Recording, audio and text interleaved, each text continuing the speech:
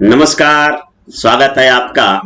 और आज के इस सेशन में हम बात करेंगे 67वीं बीपीएससी एक कट ऑफ के बारे में।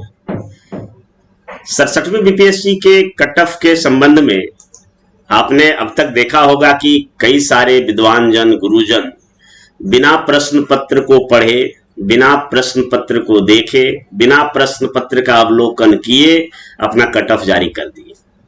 परंतु आज हम जो कट ऑफ जारी करेंगे पूरी तरह से एनालिसिस करके पिछले बीपीएससी का जो कट ऑफ रहा है उसके साथ जो करंट सिनेरियो है और उसमें सीटों की संख्या के साथ तुलनात्मक विवरण प्रस्तुत करते हुए मैं आपके समक्ष एक बेहद तार्किक कट ऑफ जारी करने जा रहा हूं, जिससे बीपीएससी के संदर्भ बारे में 67वीं बीपीएससी के संदर्भ में आपको कट ऑफ के बारे में सही अनुमान लग जाएगा।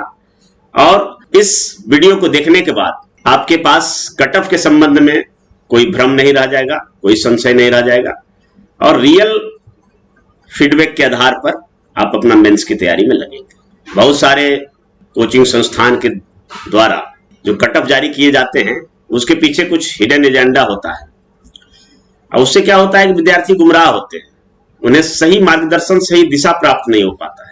कुछ लोग क्या करते हैं कि कट ऑफ को बहुत बढ़ा चढ़ाकर बताते हैं, 105, 110, कभी बीपीएससी का कट ऑफ नहीं रहा है 110 बता रहे हैं। और कुछ लोग क्या करते हैं कि चूंकि लोग झूठ मूठ में मोटिवेट हो जाए कि नहीं मेरा 90 पर हो जाएगा, 92 पर हो जाएगा और इस वजह से वो उनके कोचिंग में एडमिशन नहीं दे। मेरा मानना है कि भाई आप जो भी कर रहे हैं कीजिए, लेकिन दुनिया के सामने सच्चाई को रखना चाहिए, क्योंकि आपके द्वारा दिया गया एक गलत सलाह किसी के सपने को ध्वस्त कर सकता है, किसी की सफलता को असफलता में बदल सकता है। इसलिए मार्गदर्शक जो है उन्हें बिल्कुल निस्वार्थ भाव से, बिना किसी लोभ, तृष्णा और उत्तेजना में आकर मार्गदर्शन देना चाहिए और मैं यही काम करता हूं। तो आइए हम आपके सामने बेहद तार्किक रूप से, तुलनात्मक अध्ययन के साथ, पूर्ण विश्लेषणात्मक रूप से आपके समक्ष 67वीं बीपीएससी का कट ऑफ उपलब्ध करा रहा हूं। तो आइए इस कैरियर कंचन सिविल सर्विसेज एकेडमी की टीम द्वारा तैयार किया गया एक तुलनात्मक अध्ययन के माध्यम से हम समझते हैं कि 67वीं बीपीएससी पुनर्परीक्षा जो कि 30 सितंबर 2022 को हुआ है उसका क्या कट ऑफ रहने का अनुमान है। उसके लिए हमने 64वीं बीपीएससी, 65वीं बीपीएससी और 66वीं बीपीएससी को आधार बनाया है। इसी को आधार मानते हुए हमने जो अनुमान लगाया है, तो आशा ही नहीं बल्कि पूर्ण विश्वास है कि जब बीपीएससी पीटी का एग्जाम निकलेगा, 67वीं बीपीएससी पीटी का, तो इसी के आसपास कट ऑफ रहेगा। हाँ, एक बात से इनकार नहीं किया जा सकता है कि ये जो कट ऑफ हमारे द्वारा बनाया गया है उसमें ±2 का अंतर हो सकता है, इसलिए कि एग्जाम है तो कई परिस्थितियां इसमें जिम्मेवार है। इसलिए कि एग्जाम है तो एग्जाम का जो रिजल्ट आता है, तो रिजल्ट के लिए जो कट ऑफ होता है उसके लिए कई परिस्थितियां जिम्मेवार होता है। उसमें कुछ समय का होता है, विद्यार्थी का किस प्रकार का लेवल है वह भी निर्भर करता है। और चूंकि इस बार 67वीं बीपीएससी री एग्जाम हुआ है तो एक बार यह एग्जाम कैंसिल हो गया था और दूसरी बार हुआ है, तो निश्चित तौर पर विद्यार्थियों को मौका भी मिला, समय भी मिला तैयारी करने का। तो ये भी वजह है कि रिवीजन करने का मौका मिला तो थोड़ा सा कट ऑफ तो बढ़ेगा। लेकिन जैसे कि मैंने सुना है कि कुछ लोग कह रहे थे कि क्वेश्चन बहुत इजी था, क्वेश्चन इजी नहीं था, ये गलत सोचना है। बीपीएससी का जैसा क्वेश्चन रहता था, बीपीएससी का जैसा क्वेश्चन रहता है, इस बार भी वैसा ही क्वेश्चन था। क्योंकि बीपीएससी में क्वेश्चन लगभग 50 प्रश्न बिल्कुल बेसिक लेवल के होते हैं, 50 मॉडरेट लेवल के होते हैं और 50 प्रश्न जो होते हैं वो हार्ड होते हैं। वैसे ही था, ना इसे अधिक हार्ड कह सकते हैं ना अधिक इजी कह सकते हैं, जैसा था वैसा ही था। कुछ सेक्शन को देख लिया जाए, इतिहास में कुछ क्वेश्चन हार्ड थे, इकोनॉमिक्स का भी मान सकते हैं हार्ड, लेकिन जिन विद्यार्थियों ने इकोनॉमिक सर्वे वगैरह पढ़ा होगा उनके लिए आसान ही है। करंट अफेयर्स को हार्ड कहा जा सकता है, क्योंकि उसमें 10-12 क्वेश्चन ऐसे थे जो जनरली किसी मैगजीन वगैरह में नहीं दिया हुआ था, और विद्यार्थी मैगजीन पढ़कर जाते हैं एग्जाम देने के लिए। इसके अतिरिक्त आप देखिए साइंस का जो प्रश्न था, पॉलिटी का जो प्रश्न था, ज्योग्राफी का जो प्रश्न था, ये सबको काफी आसान कहा जा सकता है। गणित के प्रश्न भी काफी आसान थे। तो मिला जुला के एक मध्यम दर्जे का एग्जाम कहा जा सकता है। तो चलिए हम कट ऑफ आगे निर्धारित करने के लिए हमने जो 3 बीपीएससी का एनालिसिस करने के लिए जो सहारा लिया है, उसको आपके समक्ष इस प्रकार से हम रखना चाहेंगे।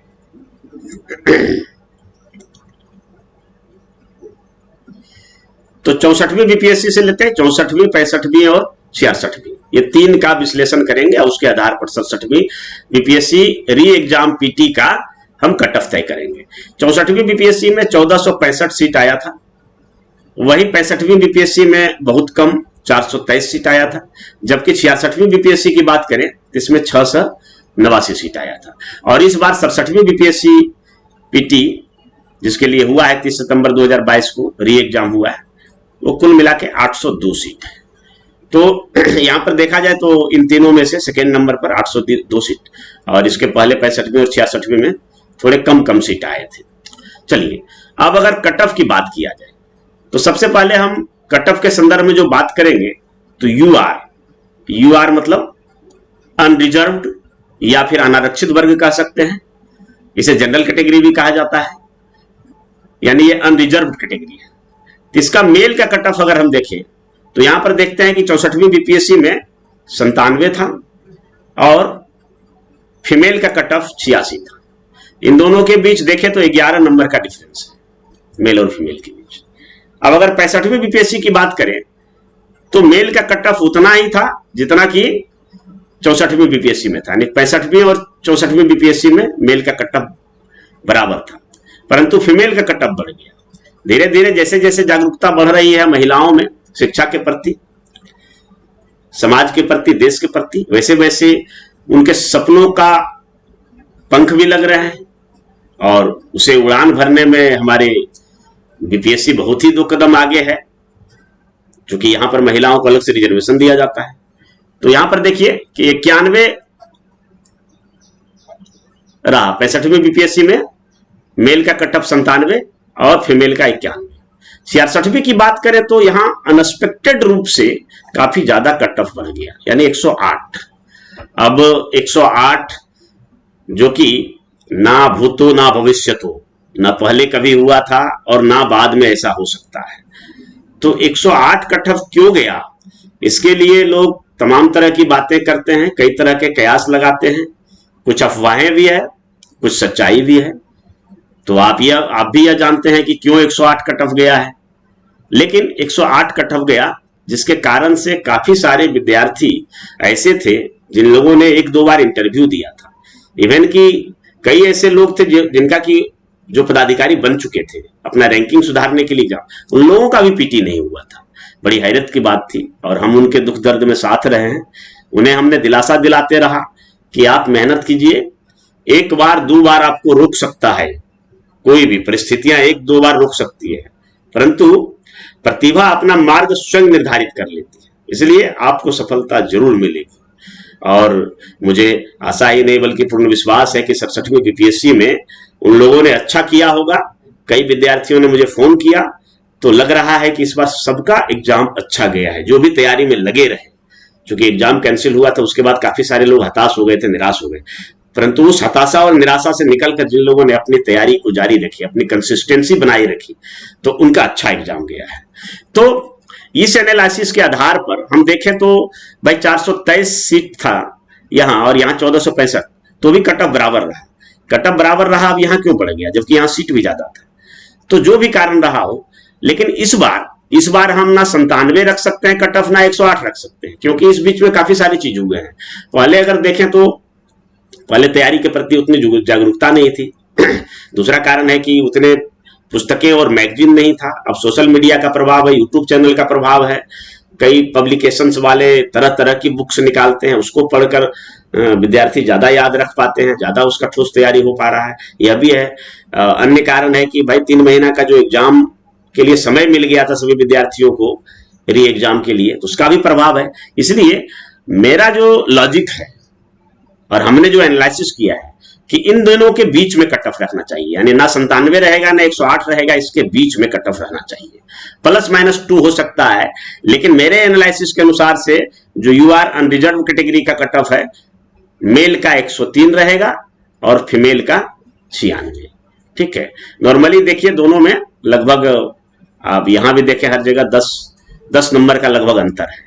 तो उसी तरह से 9 नंबर का हमने यहां अंतर रखा है कि अगर अनरिजर्व कोई कैटेगरी है और मेल है तो उसका 103 पर हो जाएगा और फीमेल का 96 पर हो जाएगा। अब चलिए दूसरा कैटेगरी की बात करते हैं, ईडब्ल्यूएस। ईडब्ल्यूएस मतलब अनारक्षित वर्ग के कमजोर लोग, यानी अनारक्षित श्रेणी के कमजोर वर्ग, यानी जिनकी इनकम कम है परंतु ऐसी कास्ट कैटेगरी से बिलोंग करते हैं जिन्हें अब तक रिजर्वेशन नहीं मिला है। तो ऐसे लोगों के, गरीब लोगों के लिए, यानी इसे गरीब स्वर्ण रिजर्वेशन कहा जाता है, परंतु ऐसा नहीं है, इसमें सभी लोग आ सकते हैं जिनको अभी तक रिजर्वेशन नहीं मिला है। तो ईडब्ल्यूएस, और सबसे बड़ी बात है कि इसका रिजर्वेशन उसी को मिलेगा जिन्होंने ईडब्ल्यूएस का सर्टिफिकेट बनाया है। तो इसका अगर हम एनालिसिस करें तो मेल का 64वीं बीपीएससी और फीमेल का 64वीं बीपीएससी में ये ईडब्ल्यूएस आरक्षण उस समय नहीं था, इसलिए यहां पर नहीं है। 65वीं बीपीएससी की बात करें तो इसका कट ऑफ 92 गया था। अगर इससे तुलना करें तो 5 नंबर कम। अगर हम अनारक्षित वर्ग के पुरुष से तुलना करें तो ईडब्ल्यूएस को 5 नंबर का फायदा मिला, और महिला का अगर तुलना करें तो यहां पर 4 नंबर का फायदा हुआ, यानी यहां -5 और यहां -4। ठीक है, अगर 66वीं में देखें तो यहां भी 5 नंबर का फायदा हुआ, क्योंकि यहां 105 है और यहां 103, और महिलाओं को भी देखें तो यहां भी 5 नंबर का फायदा मिला है। तो इस तरह से अगर हम 66वीं बीपीएससी के लिए इस तरह से है, तो 67वीं बीपीएससी के लिए अगर कट ऑफ रखे तो 67वीं बीपीएससी के लिए कट ऑफ ईडब्ल्यूएस का मेल का 98 का अनुमान है और फीमेल का 92 का अनुमान है, यानी दोनों के बीच 6 नंबर का गैप है। तो इस अनुसार से रिजल्ट हो सकता है, ये कट ऑफ रह सकता है। चलिए अब नेक्स्ट कैटेगरी की ओर चलते हैं, BC2। BC2 एक ऐसा कैटेगरी है जिसमें पिछड़े वर्ग की वैसी जातियां जो यादव, कुर्मी, कोयरी है, वे सभी आते हैं, जो थोड़ा सा संपन्न है, जमीन जायदाद है, और इनको 12% रिजर्वेशन है। तो ये BC2, इसको बैकवर्ड कास्ट एनेक्सर 2 भी कहते हैं। तो इसको अगर मेल का देखें तो 64वीं बीपीएससी में मेल का कट ऑफ था, यानी पुरुष का कट ऑफ था 93, और वहीं पर फीमेल का कट ऑफ देखें तो 82। तो दोनों के बीच अगर अंतर देखें तो गैप है 9 नंबर का, 9 नंबर का गैप है। उसी प्रकार से अगर आप 65वीं बीपीएससी का देखें तो यहां पर आप देखिए मेल का कट ऑफ 1 बढ़ गया है और फीमेल का कट ऑफ में 6 नंबर की बढ़ोतरी हुई है, +6 की बढ़ोतरी हुई है। अब इसका कारण वही है कि महिलाओं में जो जागरूकता आ रही है, वर्तमान बिहार सरकार जो महिलाओं के लिए रिजर्वेशन दे रही है, पढ़ने के लिए सुविधा दे रही है, लड़कियों के लिए छात्रवृत्ति दे रही है, तो सबका प्रभाव है कि शिक्षा के क्षेत्र में जागरूकता बढ़ी है और उन्हें सिविल सेवा के क्षेत्र में आने की भी प्रेरणा मिली है। तो इस कारण से लड़कियों का अच्छा खासा देखिए प्रभाव देखा जा रहा है, 6 नंबर बढ़ गया। अब अगर 66वीं बीपीएससी की बात करें तो यहां पर तो कट ऑफ हर वर्ग का बढ़ा, तो इसका भी कट ऑफ बढ़ा। तो कट ऑफ कितना है, तो 94 से देखिए बढ़कर यानी 10 नंबर का वृद्धि हो गया। और उसी प्रकार यहां देखें तो यहां 9 नंबर का वृद्धि हुआ, और इन दोनों के बीच महिला और पुरुष के बीच अंतर देखें तो 3, 4, 7 नंबर का अंतर है। तो उसी के मुकाबले हमने भी यहाँ 6 नंबर का अंतर रखा, यानी 67वीं बीपीएससी के लिए इस बार का जो अनुमान है वो बैकवर्ड कास्ट एनेक्सर 2 का जो कट ऑफ रहेगा वो 100 के आसपास रहेगा, 100 रहेगा। 2 नंबर ± हो सकता है, माइनस ही होगा, प्लस तो जाने की संभावना नहीं है। और फीमेल का इसका कट ऑफ रहेगा 94। तो ये बैकवर्ड कास्ट। अब BC1 की बात करते हैं। BC1 यानी बैकवर्ड कास्ट एनेक्सर 1, इसको EBC भी कहते हैं या MBC भी कहते हैं, मोस्ट बैकवर्ड कास्ट या एक्सट्रीम बैकवर्ड कास्ट। BC1 इसमें जो अन्य पिछड़ी जातियां हैं, 18% रिजर्वेशन है इसको, अन्य पिछड़ी जातियां इसमें आते हैं। और इसके अगर हम कट ऑफ की बात करें, एक विश्लेषण करें, तो 64वीं बीपीएससी में मेल का कट ऑफ 90 था और फीमेल का कट ऑफ 76 था। और इन दोनों के बीच अगर अंतर को देखें तो काफी बड़ा अंतर दिख रहा है। यहाँ पर 14 नंबर का अंतर दिख रहा है, जो हमारे ख्याल से सबसे अधिक अंतर है। उसी प्रकार अगर हम 65वीं बीपीएससी की बात करें तो यहां पर 64वीं से 2 नंबर बढ़ गया मेल में, और फीमेल में 10 नंबर की बढ़ोतरी हुई है। यानी यहां भी शो कर रहा है कि महिलाओं में पढ़ने के प्रति जागरूकता आ रही है। ठीक है, और इन दोनों के बीच अगर अंतर को देखें, इन दोनों के बीच अंतर को देखें तो कितना अंतर है, 4 2 6 का। ठीक है, उसी प्रकार अगर 66वीं बीपीएससी का देखें तो यहां पे फिर 10 नंबर का बढ़ोतरी हुआ है। यानी मेल में 10 नंबर का बढ़ोतरी हुआ है, 92 से 102 चला गया। और फीमेल में देखें तो फीमेल में कितना बढ़ोतरी हुआ है, 86 से 93, यानी 4 3 7 नंबर का बढ़ोतरी हुआ है। ठीक है, तो यहां भी शो कर रहा है। और इन दोनों के बीच अगर अंतर देखें, इन दोनों के 7 2 9 नंबर का अंतर है। तो उसी प्रकार से हमने कट ऑफ को रखा है। यहाँ पर BC1 का जो फीमेल होगा, मेल होगा, पुरुष होगा, उसका कट ऑफ 97 रहेगा, और BC1 का जो फीमेल है उसका कट ऑफ 90 रहने की संभावना है। यानी यहाँ पर 7 नंबर का अंतर रहेगा। अब आ जाइए backward caste ladies. Backward caste ladies BCL एक अलग कैटेगरी है जो पिछड़े वर्गों की महिलाओं को दिया जाता है। पिछड़े वर्गों की महिलाओं को 3% रिजर्वेशन दिया जाता है। और ये पिछड़े वर्गों की महिला से तात्पर्य केवल BC की महिला नहीं, बल्कि इसमें BC कैटेगरी 1 आएंगे, फिर BC कैटेगरी 2 आएंगे, फिर इसमें SC की भी महिलाएं आ सकती है, ST की भी महिलाएं आ सकती है। ये व्यवहारिक बात है, ये सैद्धांतिक बात है कि सारी पिछड़े वर्ग की महिला, चाहे वो BC1 है, BC2 है, SC है, ST है, इसमें आ सकती हैं। परंतु व्यवहारिक रूप में यही होता है कि सिर्फ BC कैटेगरी का, यानी BC Annexure 2 की महिलाएं ही इसमें आ पाती हैं, क्योंकि जो अन्य महिलाएं हैं वो अपने अपने कैटेगरी में फिट हो जाती हैं। तो यहां पर सिर्फ BC कैटेगरी की महिलाएं आ पाती हैं। और उसका अगर 64वीं बीपीएससी में देखें तो यहां पर 79 कट ऑफ रहा था, और चूंकि इसमें ये तो केवल लेडीज के लिए है, इसमें इसलिए मेल नहीं रखा गया, यानी पुरुष नहीं, इसमें केवल फीमेल आएगी। और यहां पर देखिए बढ़कर 86 हो गया, जो आपका 65वीं बीपीएससी था। चूंकि यहां सीट कम था, सीट कम होने के कारण से भी थोड़ा थोड़ा कट ऑफ बढ़ा है। तो यहां पर देखिए 7 नंबर का बढ़ोतरी हुआ है। और फिर यहां से अगर 66वीं बीपीएससी में चले तो 66वीं बीपीएससी में 7 4 11 नंबर का बढ़ोतरी हुआ है, यानी कट ऑफ रहा 97। तो हम तो जैसा कि बताएं ना, हम 86 कट ऑफ रख सकते हैं ना 97। निश्चित तौर पर इस बार जो रहेगा वो बीच में रहेगा। तो बीच में क्या रह सकता है, तो BCL कैटेगरी का जो कट ऑफ है वो 92 रह सकता है।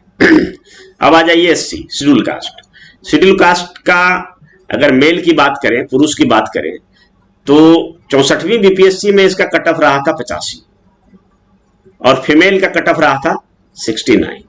अब दोनों के बीच अगर हम अंतर को देखें तो अंतर कितना हो जाता है, 16 अंतर हो जाता है, यानी 16 नंबर का डिफरेंस था महिला और पुरुष के बीच 64वीं बीपीएससी में कट ऑफ में। और 65वीं बीपीएससी में देखिए तो यहां पर SC मेल का कट ऑफ 4 नंबर में बढ़ोतरी हुआ, जबकि महिलाओं में 10 नंबर का बढ़ोतरी हुआ, यहाँ 4 यहाँ 10।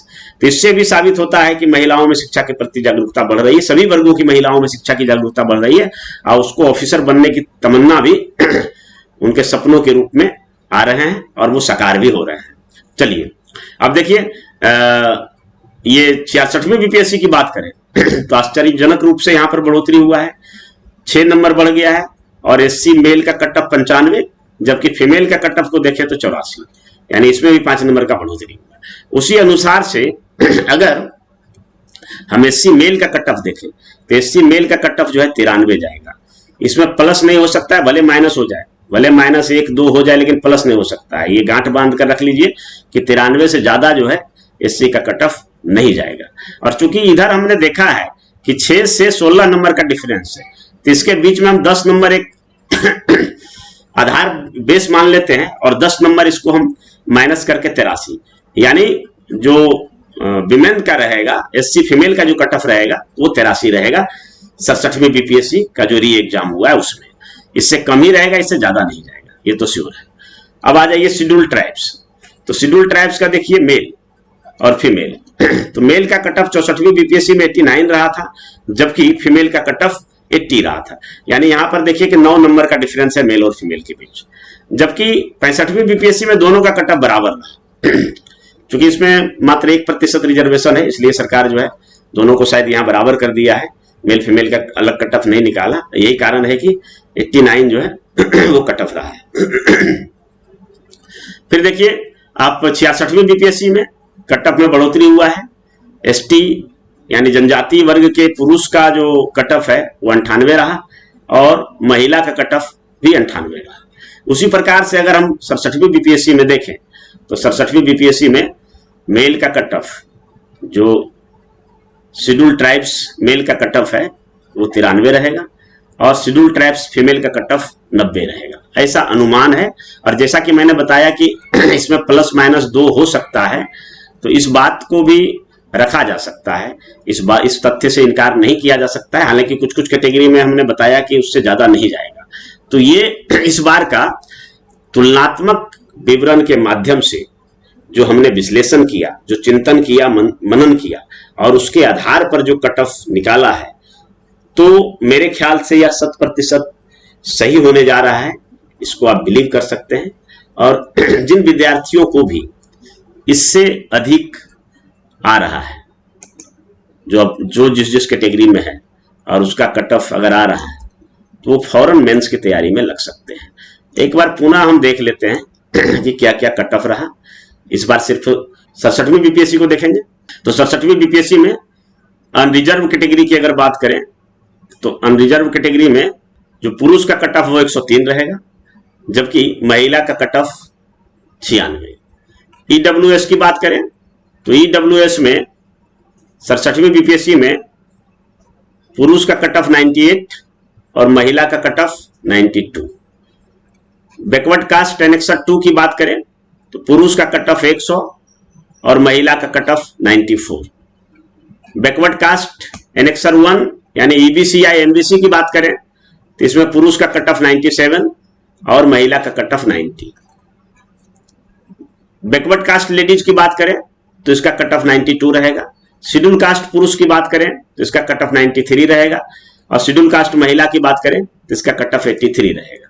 उसी प्रकार शेड्यूल ट्राइब्स पुरुष की बात करें तो इसका कट ऑफ 93 और शेड्यूल ट्राइब्स फीमेल की बात करें, महिला की बात करें तो इसका कट ऑफ 90 रहेगा। तो इस प्रकार से ये हमारा अनुमान था। अब अगर जो पीछे हमने कट ऑफ के बारे में विश्लेषण किया और एक कट ऑफ जो टेंटेटिव कट ऑफ है 67वीं बीपीएससी जो री एग्जाम हुआ उसके लिए, उस कट ऑफ से आप पार यदि हैं तो आपको क्या करना चाहिए। तो निसंदेह ही आपके मन में भी यह बात होगी कि हमें फौरन मेंस की तैयारी में लग जाना है। परंतु अभी 2 फेस्टिवल है और मैं स्पष्ट कहना चाहता हूं कि ये जो फेस्टिव सीजन होता है ना, जो फेस्टिवल होता है, यह हमारे मन को उल्लास और उमंग से भरता तो है, लेकिन हमारे अंदर डायवर्जन भी लाता है, हमें कर्तव्य पथ से विमुख भी करता है, हमारे मार्ग में यह विचलन भी लाता है। इस बात से सभी कैंडिडेट सावधान रहेंगे, सतर्क रहेंगे और अपने आप को कर्तव्य पथ पर शाश्वत रूप से एक कंसिस्टेंट क्वालिटी के साथ यथावत और बरकरार रखेंगे। तो कहने का तात्पर्य है कि फेस्टिव सीजन में दुर्गा पूजा, दीपावली, छठ पूजा में इस भुलावे में नहीं रहना है। ये फेस्टिवल आपके जीवन में कई बार आएगा, लेकिन जो कैरियर बनाने का जो मौका है वो हो सकता है कि दूसरी तीसरी बार नहीं आए। इसलिए अभी फोकस करना है, फेस्टिवल वगैरह मनाने दीजिए, जिनको मनाना है को मनाने दीजिए। आप रोड मैप बनाइए, आप योजना बनाइए, आप कार्य नीति बनाइए कि कैसे हम ऑफिसर बनेंगे। और एक बार जब ऑफिसर बन गए ना तो तमाम सारे फेस्टिवल, आपके परिजन, दोस्त, समाज, पूजा पाठ, देवी देवता सब आपके पास आएंगे, आपको उनके पास जाने की जरूरत नहीं पड़ेगी। तो आप तैयारी में लगिए। तो क्या करना है, तो सबसे पहले तो चूंकि ऑप्शनल बदलने का अवसर बीपीएससी फिर से एक बार देगी, तो आप लोग ऑप्शनल के बारे में विचार कर लीजिए। और अगर आपने कुछ तैयारी की है ऑप्शनल में तो मेरे ख्याल से ऑप्शनल को मत बदलिए, जो आप रखे हैं उसी को रखिए। और अगर आपको लगता है कि नहीं, हमने ऑप्शनल उस समय किसी अन्य वजह से रख लिया था, अब मुझे ऑप्शनल बदलने की जरूरत है, तो उसको भी काफी विचार विमर्श के साथ बदलिए। इस दौरान आप ऑप्शनल की पुस्तकें देख लीजिए, उसके प्रीवियस ईयर्स के क्वेश्चन देख लीजिए, आप सीनियर से राय परामर्श कर लीजिए, आप अपने गुरुजन से राय परामर्श कर लीजिए, और इस राय परामर्श के बाद आपका दिल क्या कहता है, आप क्या चिंतन मनन किए हैं, आपने क्या डिसाइड किया, यह सबसे ज्यादा मायने रखता है। किसी के ऐसे ही कह देने से कि फलाना सब्जेक्ट ले लो, ये काफी स्कोरिंग है, इसमें अच्छा नंबर आता है, बगल वाला उससे डीएसपी बन गया ही, तो ऐसे बातों को में नहीं पढ़ना चाहिए। बल्कि आप देख लीजिए कि आप जिस सब्जेक्ट को लेने जा रहे हैं उसमें कुछ पहले से नॉलेज है कि नहीं, उसका मटेरियल है कि नहीं है, उसका गाइडेंस आपको मिल जाएगा कि नहीं मिल जाएगा, उस मीडियम में मटेरियल उपलब्ध है कि नहीं जो आपका मीडियम है, हिंदी या अंग्रेजी। तो इन सब बातों के कई पैरामीटर्स होता है, इसको रखने के बाद ही आप ऑप्शनल चेंज कीजिएगा। वरना जो है, जो ऑप्शनल आप रखे हैं उसको रखिए, ऑप्शनल ज्यादा चेंज करने के चक्कर में नहीं पढ़ना चाहिए। दूसरी बात है, अब जीएस है, तो जीएस के भी प्रश्न पत्रों में टॉपिक तो वही है, लेकिन प्रश्न पत्र में चेंजिंग बदलाव होते रहता है। उसके अनुरूप आप जीएस का भी जो प्रीवियस ईयर्स क्वेश्चन बैंक है उसको साथ में रखिए हमेशा, और उसके अनुसार से एनालाइज कीजिए कि हमें क्या पढ़ना चाहिए और किस तरह से हम अपना जो क्वेश्चन का आंसर है उसका फॉर्मेटिंग करें। यदि संभव है तो मार्गदर्शन कहीं मिलने के लिए अगर जगह है, कोचिंग संस्थानों की भी भूमिका इसमें अहम होती है, तो आप उसमें ज्वाइन कर सकते हैं। हालांकि कोचिंग संस्थान ज्वाइन करते समय भी कई पैरामीटर्स को आप देख लीजिए, ऐसे ही नहीं कि कोई कह दिया या फिर उसका इंफ्रास्ट्रक्चर देख के, कुर्सी टेबल देख के आप जो है भ्रम में पड़ गए कि यहाँ अच्छा पढ़ाई होता होगा, प्रचार बड़ा बड़ा होर्डिंग देखकर आप समझ गए होंगे कि यहाँ बहुत पढ़ाई होता है, अच्छा पढ़ाई होता है। सब गलत बात है, ठीक है। ये सब जो बाहरी दिखावा है ना, वो वही लोग करते हैं जिनके पास क्वालिटी नहीं होता है। जिनके पास क्वालिटी होता है वो पेड़ के नीचे बैठकर भी पढ़ाता है। तो आपको कोचिंग ज्वाइन करने से पहले एक चीज जरूर देखना चाहिए कि जो कोचिंग में पढ़ा रहे हैं उन्होंने कभी उस परीक्षा को पास किया कि नहीं, बीपीएससी यूपीएससी में कितना बार वो मेंस दिया है, कितना बार मेंस में क्वालिफाई किया, कितना बार इंटरव्यू दिया है। और अगर बीपीएससी यूपीएससी का इंटरव्यू नहीं दिया है तो फिर किसी कॉलेज में लेक्चरर है, प्रोफेसर है, उनकी डिग्री क्या है, कहाँ से उन्होंने पढ़ाई किया है, तो ये सब चीजें भी काफी मैटर करती है। उसके बाद संस्थान का फीस क्या है, उसमें डाउट्स क्वेश्चन सॉल्व करने की, पूछने की अनुमति है या नहीं है, क्लास या कोर्स कंप्लीट हो जाने के बाद फिर कोचिंग का हमारे लिए क्या, कई बार ये होता है कि आनंद फानंद में 7-8 महीना में कोर्स कंप्लीट करा दिया है, तो उसके बाद भी आपको कोचिंग के आगे गार्ड रहेंगे, मार्शल रहेंगे, अंदर घुसने ही नहीं देंगे, तो आप पूछेंगे कैसे। तो जहां लॉन्ग टर्म हमारा रिलेशन हो वैसे कोचिंग में हमें दाखिला लेना चाहिए, जो कभी भी एनी टाइम हमारी मदद कर सके। जहां पर टेस्ट सीरीज चलता हो और टेस्ट सीरीज का सही मूल्यांकन होता हो, उसकी कॉपी जांच होता हो और कॉपी जांच करके आपको वापस लौटा दिया जाता हो विथ फीडबैक, तो ऐसे सारे कोचिंग इंस्टीट्यूट में आप दाखिला ले सकते हैं।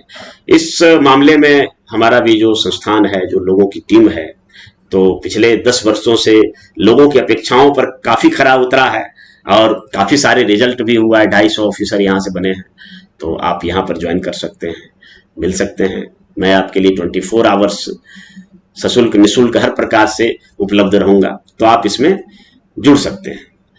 और दूसरा बात है कि यदि ये वीडियो आपको अच्छा लगे तो आप इसे दोस्तों को फॉरवर्ड कीजिए, हमारे चैनल को सब्सक्राइब कीजिए, इस वीडियो को लाइक कीजिए और कमेंट जरूर कीजिए कि आपको वीडियो कैसा लगा और आगे आप किस टॉपिक पर वीडियो चाहते हैं। और उसके बाद बेल आइकन जरूर दबाइए ताकि हमारी हर नोटिफिकेशन आप तक सही समय से पहुंचे। ठीक है, आप तैयारी कीजिए, फेस्टिवल में समय मत गवाइए, अपना योजना बनाइए, रोडमैप बनाइए, रूटीन बनाइए और उसके माध्यम से कमर कस के इस समर में कूद पड़िए। आप परिश्रम करेंगे तो सफलता आपके पास ही आएगी, और वो भी झंक मार के आएगी। आपकी सफलता की हम पहले भी कामना करते थे, आज भी कामना करते हैं, आगे भी कामना करते रहेंगे। और इसी चंद शब्दों के साथ मैं आज का यह सेशन समाप्त करता हूं। धन्यवाद।